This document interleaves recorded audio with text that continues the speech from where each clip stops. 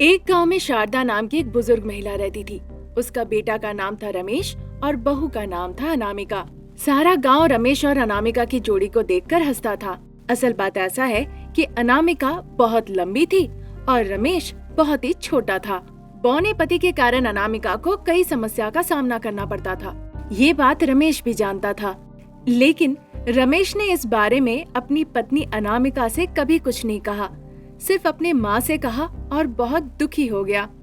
तभी शारदा एक दिन कहती है, क्या हो गया? तुम इस तरह से क्यों रो रहे हो? अब तुम चुप ही रहो माँ, सब कुछ हुआ है तुम्हारी वजह से। मैंने कहा था मेरी शादी मत करवाओ, फिर भी तुमने मेरी शादी अनामिका से करवा दी। अब देखो वो मुझसे कितना घृणा करती है। बस तुम्हारी गलती की वजह से आज मुझे ये सब भुगतना पड़ रहा है। अरे बेटा, मैंने जो किया तुम्हारे अच्छे के लिए ही तो किया था। ये माँ तुमसे कह रही है, कभी तुम्हें दुखी नहीं होने देगी, ठीक है ना? ठीक है माँ, वैसे भी अब तुम बहुत तरह की बातें कहोगी, तकलीफ तो मेरी है ना। मेरे मन में बिल्कुल शांति नहीं। अब मैं एक बार मंदिर जाके आता हूँ। ऐसा कहने के बाद रमेश मंदिर चला जाता है। वहाँ ईश्वर के सामने नतमस्तक होने के बाद उसे घंटी बजाने का मन होता है, पर बेचारा रमेश, उसका हाथ घंटी तक पहुँचता ही नहीं। रमेश खड़े खड़े उस घंटी को देखे जा रहा था। तभी अनामिका आके अपने पति को उठा लेती है और उन्हें घंटी बजाने में मदद करती है। पलट के रमेश देखता है कि वहाँ उसकी पत्नी अनामिका है। वो बहुत आश्चर्य होता है। तुम यहाँ पे क्यों आई हो? पागल हो गई हो क्या? कब तक तुम अपने पति को उठा के रखोगी? अब मुझे नीचे उतारो, उतारो।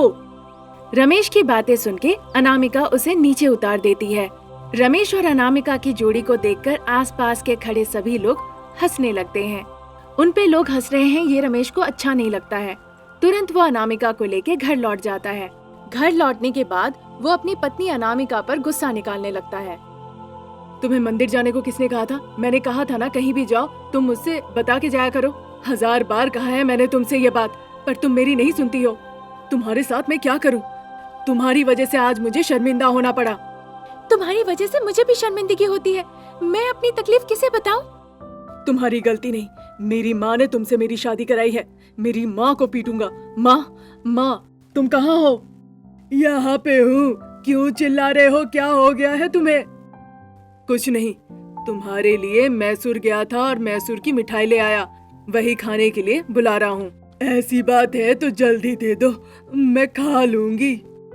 तुम इस तरह रमेश शारदा को मारने की कोशिश करने लगता है।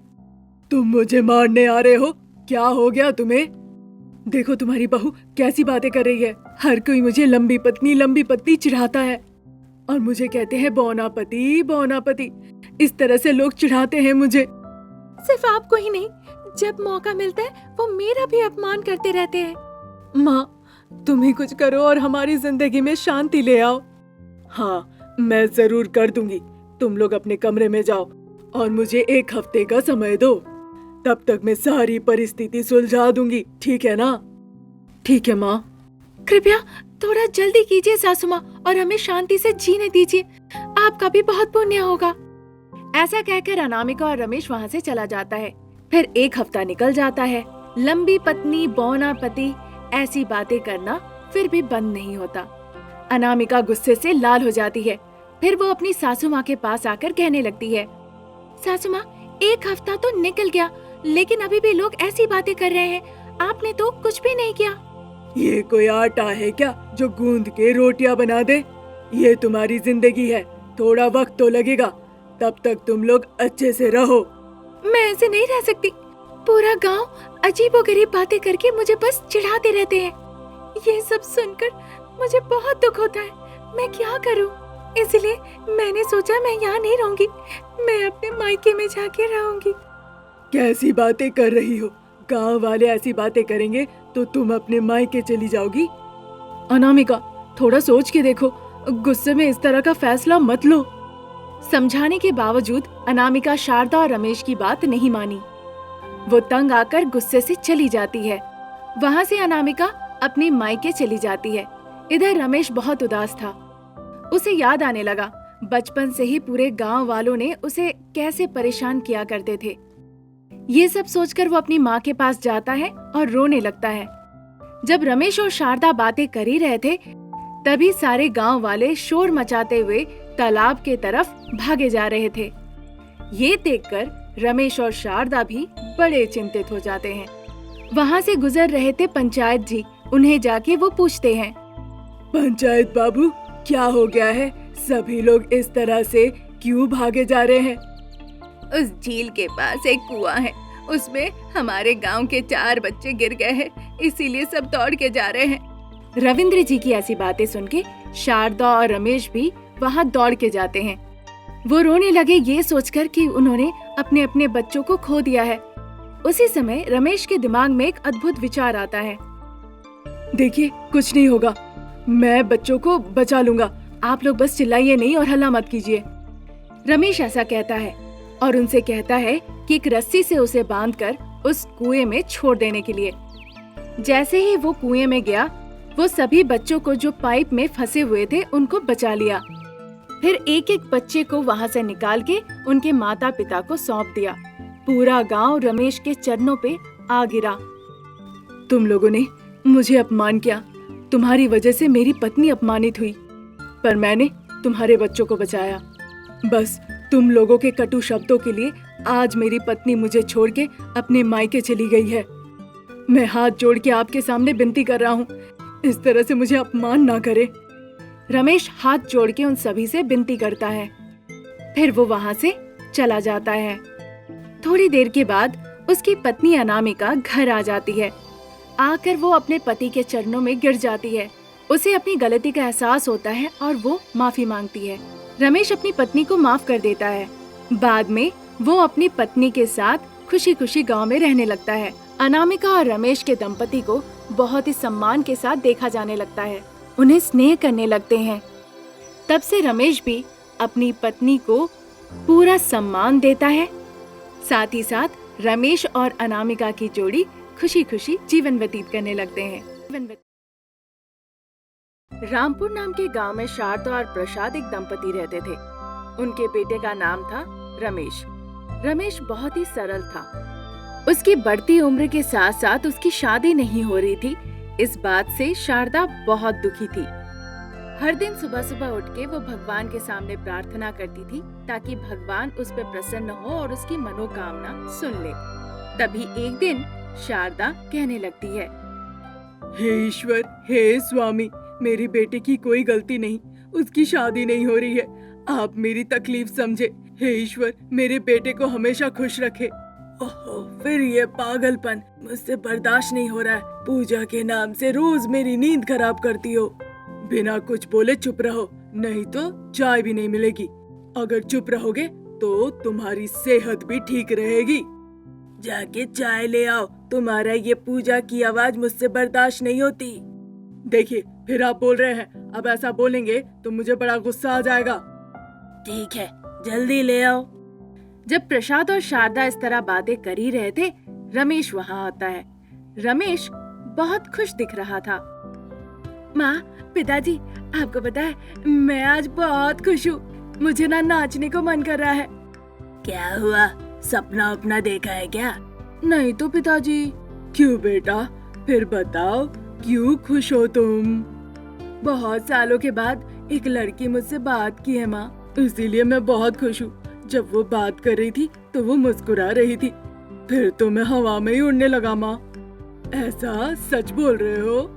सच कह रहा है। जिस तरह से वो बता रहा है, लग रहा है कि किसी लड़की को ही देखा है। फिर तो जल्दी से जाके उस लड़की के साथ अपने बेटे की शादी तय करनी होगी। उसके लिए समय है। पहले लड़की का तो पता लगाओ, जिसने देखा है, तब तो जाएंगे। तो मैं उससे कहूँगा आप लोग उसके घर जाएंगे मिलने, फिर आप लोग शाम में उससे मिलने जा सकते हैं। अरे बाप रे, मेरा बेटा यहाँ आ गया। मुझे पता था मेरा बेटा भी एक दिन लड़की पटाएगा। मुझे नहीं लगता उसने लड़की को पटाया होगा। तुम्हारा बेटा अलग ही लेवल का ट्रेलर दिखाएगा, पर जो भी हो उसमें खास मजा नहीं आ रहा है। अब कल ही देखेंगे। आप तो ऐसे ही है। आप मेरे बेटे को परेशान मत कीजिए। आपकी बात सुनेगा तो दिन ही निकल जाएगा। उसकी जो मर्जी उसे करने दीजिए। ठीक है, ठीक, देख ही लेंगे कल तुम्हारा बेटा क्या कर सकता है। रमेश से बात करने के बाद प्रसाद और शारदा बहुत खुश होते हैं।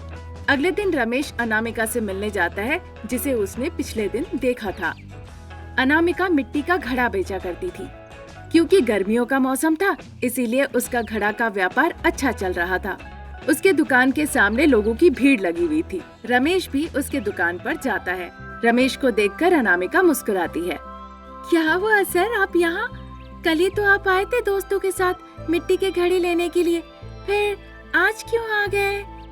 ऐसा कुछ नहीं, आज शाम को मेरे माता पिता तुमसे मिलने आएंगे, यही कहने के लिए आया था मैं यहाँ। मुझसे क्यों मिलने आएंगे? आपसे मेरी वो सगाई कराने आ रहे हैं क्या? उस वक्त रमेश का दिल कह रहा था कि अपनी दिल की बात वो अनामिका को बता ही दे, पर बोल नहीं पाया। डर के मारे हालत खराब हो गई। वो तो डर के मारे अनामिका के आंखों की तरफ देख के बात भी नहीं कर पा रहा था। टेंशन के मारे उसके मुंह में जो आ रहा था वही कहने लगा। अरे क्यों घबरा रहे हो? क्या हो गया तुम्हें? मेरे मम्मी पापा शाम को तुमसे मिलने आएंगे, ध्यान से बात करना, ठीक है ना? अच्छा महाप्रभु, मैं बात कर लूंगी, ठीक है ना? उसी शाम को रमेश की माँ शारदा और पिता प्रसाद अनामिका के दुकान जाते हैं उससे मिलने। दुकान में बहुत ग्राहक थे। उन्हें समझ नहीं आ रहा था अनामिका कौन है। फिर वो अनामिका को वहाँ ढूंढने लगे और अनामिका के ही पास जाकर वो अनामिका के बारे में पूछताछ करने लगे। अरे बेटा सुनो, यहाँ अनामिका नाम की कौन है? क्या कुछ काम है आपको उससे? क्यों पूछ रहे आप उसके बारे में? अरे मेरा बेटा उसे पसंद करता है, मैं उसके साथ मेरी बेटी की शादी कराना चाहता हूँ। ये देखो, ये मेरी पत्नी शारदा। हम आए हैं उस लड़की से बात करके बेटे की शादी तय करने। तो क्या आप उससे दहेज के लिए उम्मीद कर रहे हैं? नहीं नहीं, ऐसा नहीं है। मेरा बेटा उसे पसंद करता है, यही काफी है। मेरे बेटे की उससे शादी करा के परिवार पूरा करना है। अच्छा, इसीलिए आप लोग मुझे ढूंढ रहे हैं? मेरा नाम ही अनामिका है। क्या वो घड़ा बेचने वाली से प्यार किया? हो गया तुम्हारा? लड़की बहुत अच्छी है, और क्या चाहिए हमें बोलो। हाँ हाँ अनामिका, बताओ, क्या तुम मेरे बेटे को पसंद करती हो? प्रसाद की बातें सुन के अनामिका खुशी खुशी प्रस्ताव स्वीकार कर लेती है। अगले दिन ही अच्छा मुहूर्त देखकर रमेश और अनामिका की शादी करा दी जाती है। ससुराल आके अनामिका बहुत खुश थी। तभी वो अपने पति रमेश को पकड़ के रोने लगती है। क्या हुआ अनामिका? क्या मैंने तुम्हें कोई तकलीफ पहुंचाई? नहीं नहीं, ऐसी बात नहीं। बहुत पहले से मैं अपने पैरों पे खड़ा होना चाहती थी, फिर शादी करना चाहती थी, लेकिन आप जैसे भले इंसान की वजह से मेरी शादी बिना किसी परेशानी की हो गई। लेकिन अब मुझे बहुत खास होना होगा, तभी मैं बहुत कुछ अपनी जिंदगी में हासिल कर सकती हूँ। एक काम कर सकती हो, वैसे भी अभी गर्मियों का मौसम है ना, सब लोग फ्रिज खरीदेंगे, और ऐसे वक्त तुम मिट्टी के बर्तन भी बना रही हो। तुम इस मिट्टी से फ्रिज बनाओ और उसे बेचने लगो। बहुत लोग आएंगे तुम्हारे पास खरीदने के लिए। ऐसा करने से तुम बहुत फेमस हो जाओगी, तुम्हारा नाम चारों तरफ आने लगेगा। हाँ अनामिका, टीवी पे भी तुम्हारा नाम आएगा। अरे आपने तो बड़ी अच्छी बात कही है, मैं कल से ही इस काम में लग जाऊंगी। फिर अनामिका के पति ने जैसा कहा था, अनामिका मिट्टी से फ्रिज बनाने में लग जाती है। मिट्टी से फ्रिज बनाकर अनामिका उसे बाजार में ले जाकर बेचने लगती है। जितने भी फ्रिज उसने बनाए थे सारे बिक गए। बिल्कुल वैसा ही हुआ जैसा रमेश ने कहा था। देखते ही देखते अनामिका का नाम छा गया। मिट्टी के बनाए हुए फ्रिज को बेचकर अनामिका देखते ही देखते लखपति हो जाती है और साथ ही साथ वो बहुत नाम कमा लेती है। सब उसकी बहुत प्रशंसा करते हैं। शारदा और प्रसाद भी अपनी बहू की गुणगान गाने में कमी नहीं रखते। इस तरह मिट्टी का फ्रिज बनाकर अनामिका नाम, सम्मान और बहुत पैसे कमाती है। साथ ही साथ पूरा परिवार खुशी खुशी जीवन व्यतीत करने लगता है।